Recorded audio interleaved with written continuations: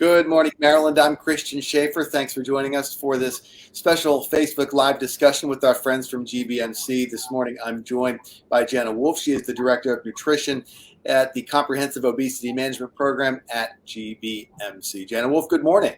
Good morning. Thank you so much for having me today. And Happy New Year. We're getting close to the end of January. So a few weeks in, if people made those New Year's resolutions, now might be the time that some of those start to slide away. Yeah. I don't know how many people out there are still making resolutions. If this is still a thing, I know it is though, because I see it all over social media. Do the next detox, start intermittent fasting, starting keto, any type of diet or very restrictive plan is going to be promoted at this point. What I recommend to my patients is that they sort of take it slowly. Do something that you can do sustainably for the long term, because if you start out too hard, it is going to crash and burn. You know, if you can't do keto for the rest of your life, which is a highly restrictive diet, then don't start it at all. Start with small little changes. Why can't we start with increasing our water intake? Or increasing exercise a little bit, some movement throughout the day, especially if you're sitting all day. Why can't we increase our vegetable intake or not skip meals to a point where we're getting hangry during the day? I know a lot of people who skip meals and it does not work out for them at the end of the day. Why not set a goal for yourself to not eat snacks at night? You know, once dinner is over, kitchen is closed. So these are small little tasks that you can just start thinking about and putting details to. So, you know, when you say something like, oh, my resolution is to lose 10 pounds. Well, how are you going to do that? 10 pounds, you're starting on the 20th floor right there. And it seems like a lot. Maybe for some people, they're like, oh, I could do it easily, whatever. But you have to take the steps to get to those 10 pounds. And all the things I just listed out are those small steps, those small seeds that you have to plant initially to actually get up to that goal. Jen, just the name of your center, a Comprehensive Obesity Management Program, indicates that it's not really just a one-off. It's really a lot of lifestyle changes that you're trying to get to work together to help people manage their lifestyle. Yes. And at GBMC and our Comprehensive Obesity Management Program, we mostly focus on weight loss surgery. However, there is usually anywhere from a 3 to 6 month program based on your insurance company that you have to go through. It involves psychological evaluation. It involves several sessions with me, education and counseling, and also the group support. So we even have a big support group online. I have several support groups during the month. It really takes a village when you think about wellness overall. So wellness is sort of like, I look at health and wellness, not just as diet. You know, it has to do with stress management and sleep. All of these things can really affect our weight and our health in general. You know, when you're not getting enough sleep, let's say, or you're getting irregular sleep, your cortisol levels can go up. Cortisol is our stress hormone, and that can help us to retain fat and not lose weight, or it can mess with our hunger levels during the day. So when I work with a patient, I'll look at every single piece of their lifestyle, such as sleep, stress, if they're moving during the day or exercising, if they have support at home or through their friends. Because really at the end of the day, if you want to make changes, especially at home, if you're bringing in fruits, vegetables, lean proteins, whole grains into your house, and you have someone on the side, like a naysayer saying, well, what are we doing? Why aren't we just going to the drive-thru? Or why aren't we going out to eat? Or I don't want you to cook, or, you know, whatever it might be, you're not going to. You're less likely to actually engage in those habits. Jenna, you mentioned some of those, for lack of a better word, diets. You mentioned keto, some of the other things that people might try for a New Year's resolution or for some other diet at any time of the year. Have you actually seen any of those in any of you've got several hundred patients. Are there any that actually have shown promise as part of a diet management program? Yeah, I have worked at GBMC for almost 6 years now. So I have worked with hundreds, maybe even thousands of patients at this point before and after weight loss surgery. And then some people that don't even go through weight loss surgery because a diet has worked for them. So we usually recommend a moderate carbohydrate diet for our patients, a higher protein and moderate fat. So it actually is going to be a little bit lower in calories, but you still are having some carbs, through fruits and through what I call smart starches like sweet potatoes or quinoa. And usually people find some happiness and success with this type of diet because it's really like a whole foods diet that I recommend keeping 75% of the time so that you can give yourself a little bit of flexibility. The folks that keep flexibility in their diet are the ones that usually are more successful because you can keep it for longer term. I don't actually think that weight loss short term is to be called a success. It's really keeping it off. Most folks can lose weight. Most folks can do that. It's the idea of keeping it off long term and not going up, down, up, down, up, down, and forming this sort of weird relationship with food like, oh gosh, I have to either be perfect or not perfect. So, what the diets that they promote online do is that they kind of promote this all or nothing mentality that you have to really be all on for this to work.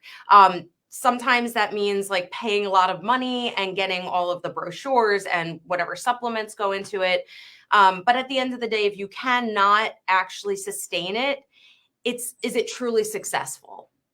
Yeah, I've seen some of the on the other end of the spectrum, the really rapid ideas where people are just kind of throwing things at you come from a lot of the social media feeds. And now there's TikTok Mhm. without there. You'll see a 60-second video of somebody saying, hey, you should eat this, or Yeah. hey, you should do this. And it's just so fast and so many ideas coming at people so quickly that it might even be in 2022 more difficult for people to sort out all the information they're getting. But it sounds like from Absolutely. what you're saying, at least increasing that protein uh, as part of of the balance is part of something that can work long term. Yeah, I do find that most people that I work with are not consuming enough protein to maintain their blood sugars during the day and to promote lean muscle mass growth, which can also help with metabolism. Or they're just having like one or two meals per day that have just carbohydrates in them. So um, going back to your point though about everything being on social media, the full story is not there. So someone might have had success, like short-term success with maybe some supplements or a detox of some sort, but you only see like the best reels of people's lives on social media. You don't see the backlash. Like, for instance, some of these detoxes are basically just promoting diarrhea. I mean, I know, look, I know that this is bad to say on TV, but guess what? It's a laxative. Or maybe they're telling you to cut out half of your diet that you typically eat all the time, and then you can't figure out how to do it. So be aware, be more of a scientist looking into these diets and make sure that they're not asking for too much money and they're not over promising some of these results in a very quick amount of time. So, as a dietitian, where does exercise fit into part of what you are counseling your patients to do? Right. So exercise is part of that wellness wheel. Exercise is like a domino effect with it helps with sleep, it helps with stress, it helps us to manage our blood sugars during the day, and we can sort of eat to exercise better. It all kind of goes together. Some people ask me like which is better? Should I do more exercise or should I, restrict my calories a little bit more? How would I lose weight? They go together. It's like yin and yang. Okay. But in all reality, we can consume a lot more calories than we can burn at any given moment. You can consume 200 calories in just a tablespoon of, two tablespoons of peanut butter is 200 calories. And that's quick, and you can eat that very quickly. I know I can eat peanut butter really quickly. I'm sure you can. And it's something that we don't realize, like it takes anywhere from 20 to 40 minutes exercising to burn that 200 calories. So if you exercise really hard and then you say, well, you know what, I'm going to eat whatever I want because I'm working it off, it might not necessarily be happening in your body. So I would say managing what you're taking in and then managing also what you're exercising and burning off is going to go together.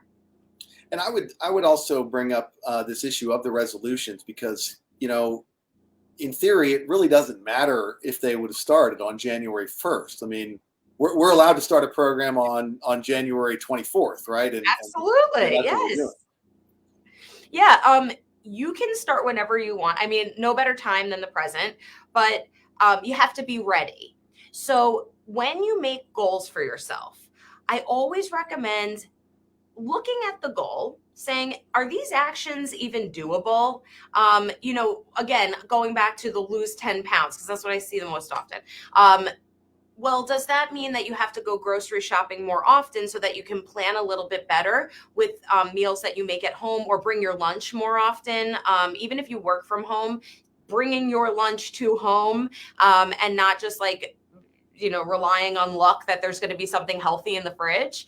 That is going to take some time and energy. So making a more reasonable goal of like, okay, I'm going to just make sure that I have two lunches and two dinners like prepped for the week. And then you're at least limiting how much you're going out to eat and how often you're going to like the drive-through.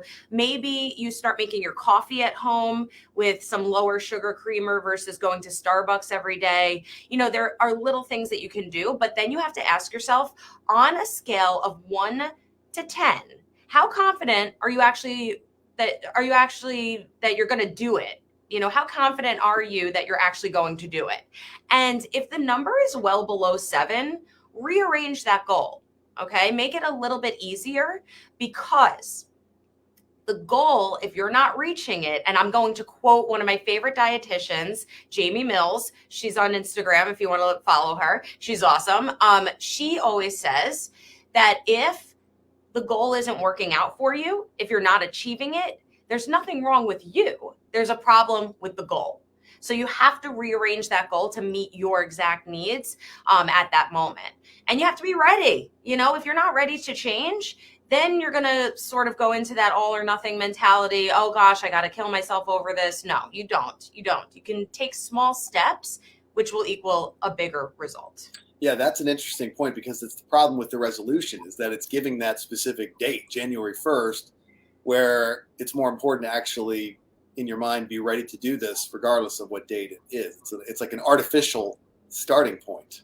Yeah, and it sort of makes sense though, because you're just getting off of the holidays and you've likely rearranged your routine for the holidays. There's likely cookies and sweets and cake and whatever might be there in the kitchen. Maybe you ordered out more because you had too many leftovers, so you were sick of the leftovers and you got more food ordering out. Whatever it might have been, that's the holidays for you. Between Halloween and January 1st, it's sort of like a food frenzy. But we know that going into it.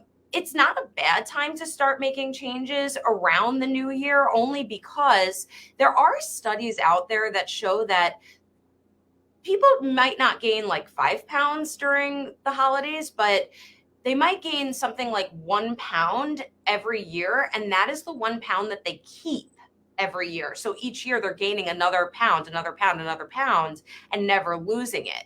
So that's, to me, very interesting, because if you're gaining a pound each and every year, again, that does add up.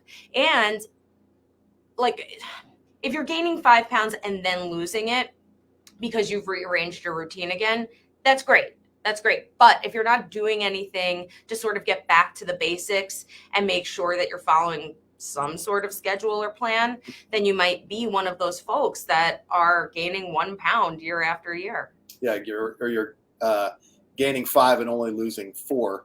That's right. Jana, let me ask you this. Jana Wolff, our registered dietitian at GBMC. You mentioned takeout food a couple times. Can you give people some recommendations, or at least some guidance on just how much worse for you the typical takeout meal might be from something that you prepare at home, or maybe in a meal prep plan earlier in the week? Yeah, it's usually going to always be a couple of hundred more calories. I don't know exactly how many more calories, but it always will be a couple of hundred more calories, because if you're going out to eat, they're going to add more oil and butter and whatever sauces they prepare. And also, when you're going out, it's more of an event. So it's more exciting. You're like, I want to get something that I really enjoy. That might lead you to make unhealthier decisions. Plus, if you go out to eat, or if you're getting, takeout, the portion that they give you is likely going to be a lot bigger than what you would maybe prepare for yourself at home. And then there's this thing that happens where you're undergoing portion distortion, and you think, oh gosh, well, this is a real portion. And then you get used to eating more and more food at one time. So what people don't realize is that, I keep talking about small changes. If you shaved off 100 to 200 calories every single day for the next few weeks, you'd start to lose weight. So 1 pound of fat usually equals about 3,500 calories. So add that up over time, even if you're just taking out 200 calories from your diet, and you could shave that off by cooking at home, then you might see weight loss, or you might see that you're feeling a little bit better. There are also additives like, sodium, sugar, etc., that is usually recommended to limit as much as possible.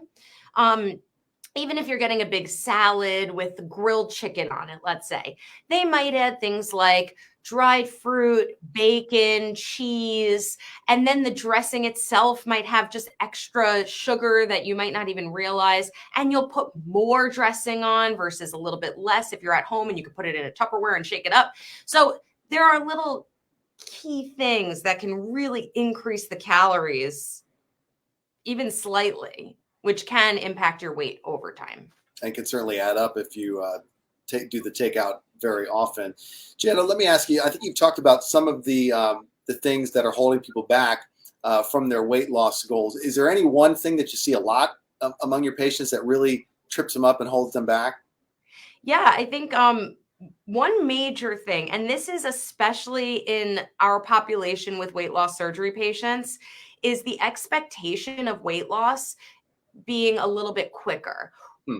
Fat loss, like, we have all these fat cells in our body and we have to shrink them in order to lose weight. Okay. That's what weight loss is. So that process takes a really long time. So what you got to do is change your mentality a little bit, lower the expectations, understand that all of these small changes will add up in the future. I can't tell you how many people come back to me and they're like, well, I didn't see any weight loss. So I said, I don't want to do it anymore. I'm not doing this. I'm not getting any feedback from this. But meanwhile, maybe they were feeling better during the day. Maybe they were more hydrated during the day and sleeping better because of their diet. And then over time, if they just kept doing that, they would start to see weight losses. So not relying solely on the scale, because that number only tells so much. You could be retaining some fluid. It could be that time of the month, whatever it might be. And at the end of the day, if you're losing inches and you're feeling better and you're able to walk up the steps easier, you're able to play with your grandchildren easier, those non-scale victories are the things that we have to pay attention to. That's the most important part, because guess what? We are not wearing a number on our face. We are wearing our body. So overall, the message from Jana Wolff is stick with it if you have a weight loss. Thank you. And I do want to note that our website is gbmc.org/weight loss. And we are taking patients all day, every day. So if you are interested in weight loss surgery, or just talking to a dietitian, you can definitely contact us. Go onto our website, fill out the form, and we will contact you.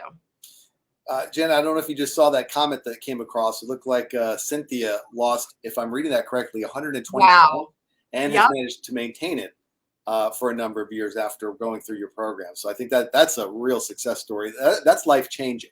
That is life-changing. And Cynthia, congratulations. That's absolutely amazing, because 8 years out is a very long time. And like I said before, you can lose the weight, but maintaining it is really the hardest part. So kudos to you. That's excellent and amazing. I love to see those stories. Yeah, and I hope she feels better. I imagine she does after that as well. That's terrific. Yeah, after surgery, there are a lot of things that you have to do to maintain your overall health and wellness, such as getting your protein in.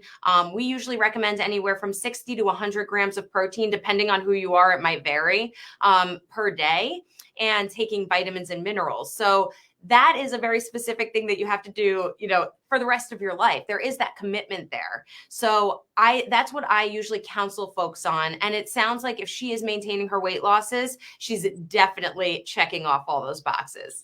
Yeah, before we let you go, Jana, just real quick, is there people that ever come through that are, oh, she's feeling great. That's terrific. That's awesome. Awesome. Are there people that ever come through that wind up not getting the surgery, or that just wind up with a different plan, or that's not appropriate for them going forward?